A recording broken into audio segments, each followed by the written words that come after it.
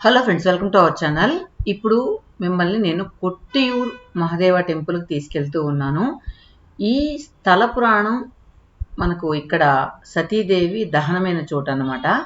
ఇక్కడ సతీదేవి దహనమైన చోటే కాకుండా ఇక్కడ ఏంటంటే మనం వెళ్ళే దారంతా కూడా ప్రకృతి మనల్ని పలకరిస్తూ ఉంటుంది.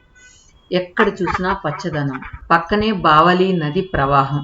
అసలు ప్రకృతి మనతో మాట్లాడుతున్నట్టే అనిపిస్తూ ఉంటుంది. ఇక్కడికి వెళ్ళగానే మనం ఒక ఇదిలోకి వెళ్ళిపోతాం అన్నమాట, ఒక ట్రాన్స్లోకి వెళ్ళిపోతాం. మనం ఇక్కడికి వెళితేనే ఒక పాజిటివ్ వైబ్రేషన్ అనమాట. అంటే ఈ వెళ్ళే దారి కావచ్చు, ఆ టెంపుల్ కావచ్చు, అలానే మనం పులకరించిపోతాం. ప్రకృతి ఒడిలో అలాగే స్వేద తీరాలు అనిపించే విధంగా అనిపిస్తూ ఉంటుంది ఇక్కడ మనం ప్రకృతిని చూసినట్లయితే కనుక. ఇంకొకటి ఏంటంటే ఈ ఆలయం మనం ఎప్పుడు వెళ్ళాలన్నా వీలవ్వదు. ఎందుకంటే ఈ ఆలయం మనకు సంవత్సరంలో కరెక్ట్గా 28 రోజులు మాత్రమే తెరుచుకోబడుతుంది. అందువల్ల మనం ఎప్పుడైనా చూడాలంటే అవ్వదు. ప్రతి సంవత్సరం మనం మే జూన్ నెలల్లో మాత్రం చూడగలుగుతాం. అప్పుడే మనం వెళ్ళాల్సి ఉంటుంది అనమాట. ఇక మనం జస్ట్ ఈ ఆలయ పురాణం గురించి బ్రీఫ్గా తెలుసుకుందాం. ఏంటంటే సతీదేవికి శివుడితో వివాహం జరిగింది. కానీ దక్ష ప్రజాపతి దీనికి అసంతృప్తి పడతాడనమాట. అంటే సతీదేవి వాళ్ళ నాన్నగారు అన్నమాట. తన కుమార్తె సతీదేవికి శివునికి తెలియకుండా ఆ ప్రదేశంలో ఒక యాగం నిర్వహించాలని నిర్ణయించుకుంటాడు. అతని ఉద్దేశం తెలియని సతీదేవి యాగభూమికి చేరుకుంటుంది. కానీ తన తండ్రి చేతిలో అవమానానికి గురవుతుందన్నమాట. తీవ్రంగా గాయపడి అవమానానికి గురైన ఆమె తన యోగ శక్తితో ఆత్మహత్య చేసుకుంటుంది. ఈ చర్యతో తీవ్ర దుఃఖానికి, ఆగ్రహానికి గురైన శివుడు వీరభద్రుని రూపంలో తాండవ నృత్యం చేసి దక్షుణ్ణి శిరశ్ఛేదనం చేస్తాడు. బ్రహ్మ, విష్ణు మరియు ఇతర దేవతలు శివుడిని శాంతింపజేయడానికి వస్తారు. తర్వాత శివుడు దక్షుని తలస్థానంలో మేకతలను అమరుస్తాడు. అందువల్ల ఆ ప్రదేశంలో త్రిమూర్తులైన బ్రహ్మ, విష్ణు మరియు శివుని దివ్య సాన్నిధ్యం ఉందని మనకు చెప్తూ ఉంటారు పురాణాల ప్రకారం. ఇప్పుడు మీరు చూస్తూ ఉన్నది ఆ టెంపులే. నార్మల్గా మనం ఏదైనా టెంపుల్కి వెళ్ళినప్పుడు గోపురం ఇలా ఉంది, ఇంత విస్తీర్ణంలో ఉంది, అలా ఉంది, ఇలా ఉంది అనుకుంటూ ఉంటాం కదా. కానీ టోటల్గా ఉన్న టెంపుల్ అంతా కూడా ఇదే అన్నమాట. ఏంటంటే అక్కడ మొత్తం ఎక్కడా కూడా ఆ స్థలం యొక్క ఇది పోతుందని ఎట్లా ఉన్నది అట్లే ఉంటాయి. నార్మల్గా ఒక చిన్న పాకలాగా ఉంటుంది అనమాట. అక్కడ ఎప్పుడు చూసినా వర్షం కురుస్తూనే ఉంటుంది ఆ నెల రోజుల్లో. ఇక్కడికి వెళ్ళే వాళ్ళు నీళ్ళల్లో కొద్దిగా నడవాల్సి వస్తుంది. ఇంకా బ్రిడ్జ్ కూడా ఉందన్నమాట. నీళ్ళల్లో రాళ్ళల్లో నడవాల్సి వస్తుంది. బ్రిడ్జ్ పై నుంచి కూడా నడవచ్చు. ఇంకా ఈ గుంపుల్లో అంతా వెళ్ళలేని వాళ్ళు 1000 రూపీస్ టికెట్ ఉంటుంది, దాని ద్వారా కూడా వెళ్ళొచ్చు. ఇక్కడ వెలిసిన శివలింగం మాత్రం స్వయంభూ శివలింగం. టోటల్ ఏరియా ఇలాగే ఉంటుంది. ఇప్పుడు చూడండి, లాంగ్ షాట్లో ఇలానే ఉంటుంది. మనకు మొత్తం కూడా తాటాకుతో కప్పిన తాటాకులు, టెంకాయ ఆకులతో కప్పిన ఇవే కనిపిస్తాయి అన్నమాట. గుడిలో మాత్రం ఈ 28 రోజులు ఒక్కొక్క రోజు ఒక్కొక్క అభిషేకాలు, టెంకాయలతో, నెయ్యితో, ఇలా ఒక్కొక్క రోజు ఒక్కొక్క ప్రత్యేకత ఉంటుంది. టోటల్ వ్యూ ఎలా ఉందో చూడండి అనమాట. తర్వాత ఏంటంటే ఇక్కడ ఎలాంటి డెవలప్మెంట్ లేకుండా ఉంది. కానీ భక్తులు మాత్రం ప్రతి సంవత్సరానికి భక్తుల సంఖ్య పెరుగుతూనే ఉంటుంది అనమాట. ఇంకొకటి ఏంటంటే ఇక్కడికి వెళితే అనుకున్నది జరగద్ది అని చెప్పి చాలామంది నమ్మకం. చాలామంది అలా జరిగిన వాళ్ళు కూడా ప్రతి సంవత్సరం వెళ్తూ ఉంటారంట.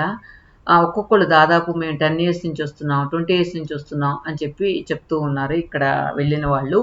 ఇంకా ఆరోగ్య సమస్యలు ఉంటే కూడా దేవుని కోరుకుంటే ఆరోగ్యం మెరుగవుతుంది అని చెప్పి, అదేవిధంగా ఒకవేళ భార్యాభర్తల మధ్య ఏదన్నా మనస్పర్ధలున్నా అవి తొలగిపోతాయి, ప్రతి ఒక్క సమస్యకు కూడా ఒక పరిష్కారం దొరుకుతుంది అని చెప్పి అందరూ చెప్తూ ఉన్నారు. ఇంకా ఇక్కడ రాళ్ల విషయానికి వస్తే, ఇక్కడ ఉన్న రాళ్లని ఒకదానికొకటి సాధితే విభూది వస్తుందంట. సో ప్రత్యక్షంగా మనం సాది కూడా చూడొచ్చు వస్తుందా లేదా అనేది. అలా విభూది వచ్చే గుణం అక్కడ ఉన్న రాళ్ళకి ఉందన్నమాట. ఇంకొకటి మీరు వెళ్ళాలనుకుంటే కన్నూర్కి, అంటే కేరళలో కన్నూర్కి వెళ్తే అక్కడి నుంచి 60 కిలోమీటర్స్ దూరంలో ఈ టెంపుల్ ఉందన్నమాట. అక్కడి నుంచి చాలా సౌకర్యాలు ఉన్నాయి. బస్సు, కారు అన్ని వెహికల్స్ దొరుకుతాయి. అక్కడి నుంచి అక్కడికి వెళ్ళొచ్చు అనమాట. అక్కడ ఉండడానికి కూడా మరి లగ్జరీగా ఉండడానికి ఉండకపోయినా కూడా మనం అక్కడ స్టే చేసేదానికి కూడా ఆస్కారం ఉంటుంది. ఇక్కడ ఇంకొక విషయం ఏంటంటే, ఇందాక మనం సతీదేవి సజీవ దహనమైన ప్రదేశం అని అనుకున్నాం కదా, అక్కడ సర్కిల్ లాగా ఉంది కదా, ఉండండి జూమ్ చేసిన పిక్ పెడతాను. ఇది అన్నమాట ఎగ్జాక్ట్గా సతీదేవి దహనమైన ప్రదేశం. సో ఇక్కడే తను ఆహుతి అవుతుంది, అగ్నికి ఆహుతి అవుతుంది. ఇక్కడంతా కొబ్బరికాయలు అవన్నీ కొడుతూ ఉంటారు. సో మనం ఆ ప్రదేశాన్ని కూడా మనం ప్రత్యక్షంగా చూడొచ్చు. కొన్ని టెంపుల్కి మనం వెళ్ళినప్పుడు అక్కడ ఒక పాజిటివ్ ఎనర్జీని మనం తీసుకుంటాం. అదే విధంగా అంతకి పదంతల ఏంటి 1000 పాజిటివ్ ఎనర్జీ ఈ టెంపుల్లో వస్తుందన్నమాట. ఇక్కడ ఏంటంటే ఏది కూడా ఏమంటారు, మనకు సాధారణంగా ప్రకృతి సిద్ధంగా ఏర్పడిన దేవాలయాలు ఎలా ఉంటాయో అలా ఉంటుంది. కాబట్టి మనకు అక్కడ నేచరు అవన్నీ ఆస్వాదించి ఆ టెంపుల్కి వెళ్ళొస్తే గనక ఆ ఎనర్జీ మనకు మన ఒంట్లో కొద్ది రోజులు ఉంటుంది అని అనిపించింది. ఓకే ఫ్రెండ్స్, ఈ వీడియో మీకు ఎలా అనిపించింది కమెంట్స్లో చెప్పండి. ఒకవేళ మీకు ఇంట్రెస్ట్ ఉంటే కనుక ఈ మంత్ 23తో ముగుస్తుంది కొట్టియూర్ టెంపుల్. అక్కడ అక్కరే కొట్టియూర్, ఇక్కరే కొట్టియూర్ అని 2 ఉన్నాయన్నమాట. ఏంటంటే ఇది మాత్రం ఈ సంవత్సరంలో నెల రోజులు మాత్రమే తెరిచి ఉంటుంది, 28 డేస్. ఇంకొకటి మాత్రం ఎప్పుడూ ఉంటుంది అనమాట. నదికి అటువైపు ఒక టెంపుల్, ఇటువైపు ఒక టెంపుల్ ఉంటుంది. శివుడు అక్కడ దర్శనమిస్తాడనమాట మిగతా త్రూ అవుట్ ఇయర్ అంతా కూడా. కానీ ఈ మహోత్సవాల్లో మాత్రం ఈ 28 రోజులు మాత్రం ఈ టెంపుల్ తెరిచి ఉంటుంది. మిగతా అప్పుడంతా కూడా మనకు క్లోజ్ చేసేసి ఉంటుంది అనమాట. వాతావరణం ఎప్పుడు కూడా ఆహ్లాదంగా ఉంటుంది ఇక్కడ. ఇందాక చెప్పుకున్నట్టు మనకి ఎప్పుడు కూడా వర్షం పడుతూ ఉంటుంది. పైనుంచి దేవుడు మనకు పూలవాన కురిపించినట్టు అనిపిస్తుంది అనమాట. అంత బాగుంటుంది. అక్కడికి వెళ్ళి మనం వెళ్ళే దారంతా కూడా చూసినట్లయితే కూడా అబ్బా ఇది కదా లైఫ్ అంటే, ఇలా ఉంటే బాగుంటుంది కదా, ఎక్కడ కూడా మనకు పొల్యూషన్ లేకుండా ఇలాంటి ప్రదేశాల్లో ఉంటే ఎంత బాగుంటుంది అబ్బా అని అనిపించేలా ఉంటుంది అనమాట. ఇంకా ఈ ప్రదేశాన్ని దక్షిణ కాశీ అని కూడా అంటారంట. ఏంటంటే మనం కాశీలో అలా గంగానది తీరంలో వెళ్తూ ఉంటే ఎంత ఆహ్లాదాన్ని ఇస్తుందో అంతకంటే ఎక్కువగా ఉంటుంది అనమాట. ఇక్కడ ఆ పోయే దారంతా కూడా మనం ఆస్వాదిస్తూ వెళ్ళొచ్చు.